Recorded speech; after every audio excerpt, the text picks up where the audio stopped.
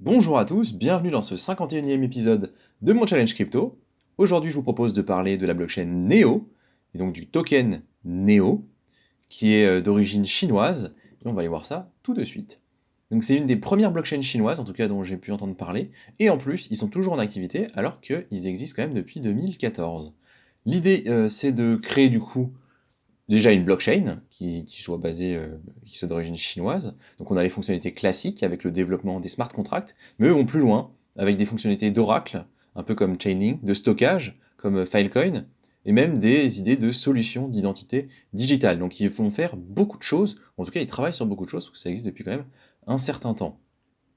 Le token, lui, est en 71e position par la capitalisation, qui est elle-même de 460 millions de dollars. On a un volume un peu plus élevé que ce qu'on a pu voir dernièrement sur d'autres cryptos, de 32 millions, hein, c'est pas faramineux, mais c'est quand même pas non plus négligeable, on est autour des 8%, et un cours à 6,5 dollars le token. Ça a été fondé, comme je le disais, en 2014, en Chine du coup. Avant, ça s'appelait Anshares, puis ça a été nommé Neo en 2017, où ils se sont pas mal inspirés d'Ethereum. Certains l'appellent d'ailleurs le Ethereum chinois, vous pouvez voir ça dans un certain nombre de documents. Intéressant, c'est ils ont levé 5 millions de dollars, ce qui est quand même pas énorme, mais en même temps, en 2014, la crypto, c'est quand même pas du tout ce que c'est maintenant. Et l'ensemble des jetons ont été créés dès le début. Et par contre, il y a une émission au fil du temps, on verra que tout n'a pas encore été émis. Donc c'est un fonctionnement un petit peu différent de ce qu'on peut voir ailleurs.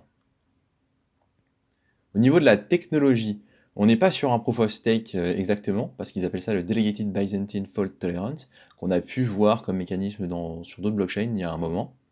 Mais ça s'approche quand même beaucoup plus d'un proof of stake que d'un proof of work, donc j'ai quand même mis la petite fiche proof of stake. Dans l'idée, c'est que vous avez quand même un système de validation. Le truc, c'est sur la façon dont c'est fait. Déjà, ce sont des représentants qui sont élus, qui vont pouvoir déterminer et valider les transactions. Ensuite, le bloc ne peut être validé que si au moins 2 tiers des validateurs sont d'accord. C'est un peu ça l'idée qu'il faut retenir, c'est qu'il y a une espèce de seconde étape de, comment dirais-je, de confirmation de la validation qui doit être faite par un minimum de validateurs, sinon on ne prend pas ça en compte. Et après, il y a comment dirais-je, un fonctionnement derrière ça qui est de bien choisir les bons validateurs, et donc il y a une élimination des mauvais validateurs au fil du temps. Ce qui est intéressant, c'est que du coup, on est compatible avec des langages assez classiques, notamment Java, C++. Donc ça, c'est pas négligeable pour comment dirais-je, attirer des développeurs, pour les faire fonctionner sur la blockchain, parce que du coup, la courbe d'apprentissage est beaucoup plus rapide. Et ils disent faire jusqu'à 10 000 transactions par seconde. Évidemment, j'ai pas pu le vérifier par moi-même. Et je pense que comme sur d'autres blockchains, ça doit consister essentiellement en les transactions simple, mais pas forcément d'un contrat à un autre, parce que ça, on sait que c'est généralement plus long.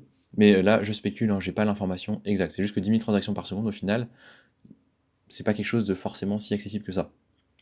Au niveau de la tokenomique, on a une supply totale de 100 millions de tokens Neo. Comme je vous le disais, tout a été minté dès le début, mais pour le moment, n'en sont en circulation que 71%. Le reste vient au fil du temps. Au niveau de la répartition initiale, on voit que la fondation et le projet ont quand même pris 50% des tokens.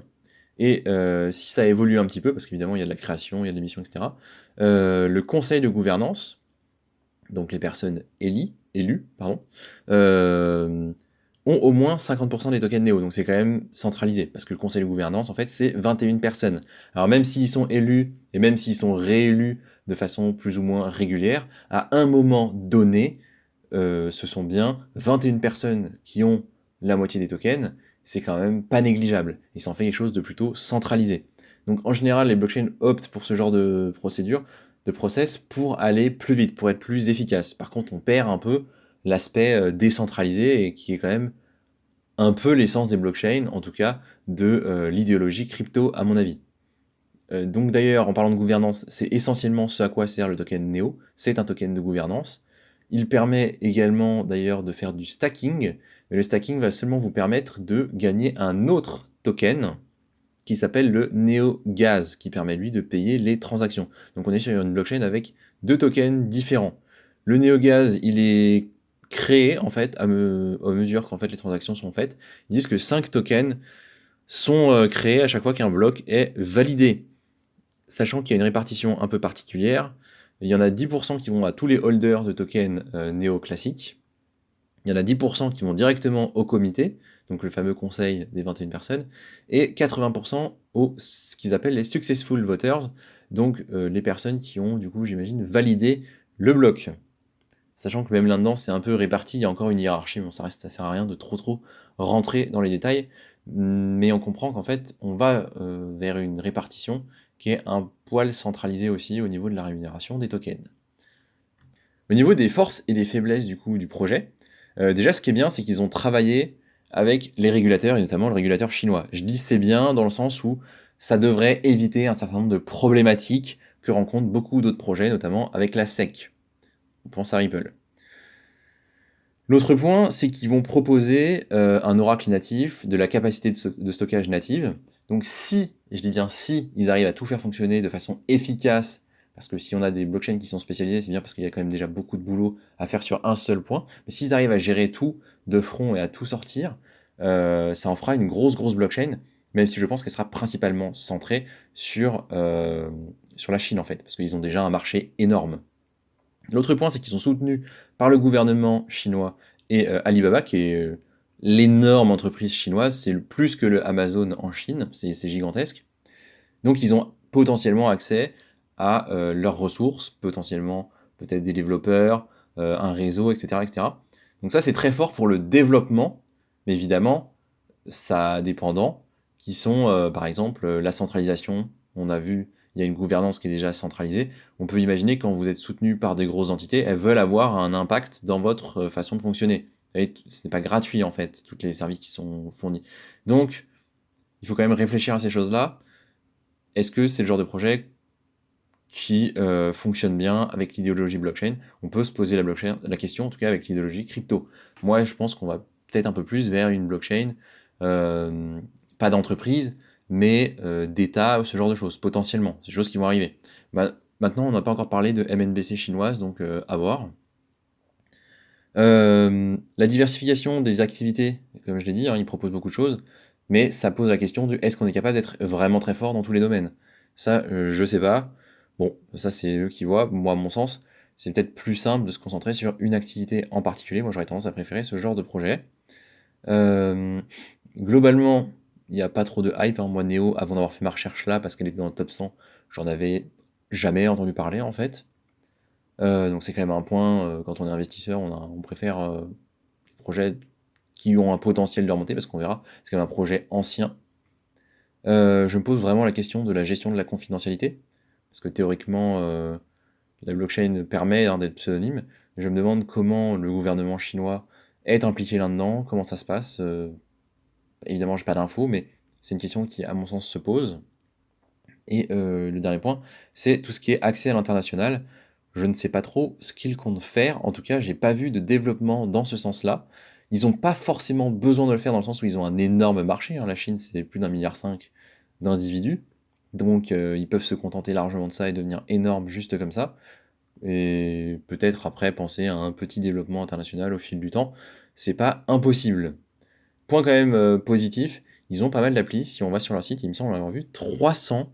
Par contre, c'est peut-être pas une information complète, mais je n'ai vu que 66 000 adresses, ce qui me semble un peu léger sur la partie, application de leur site.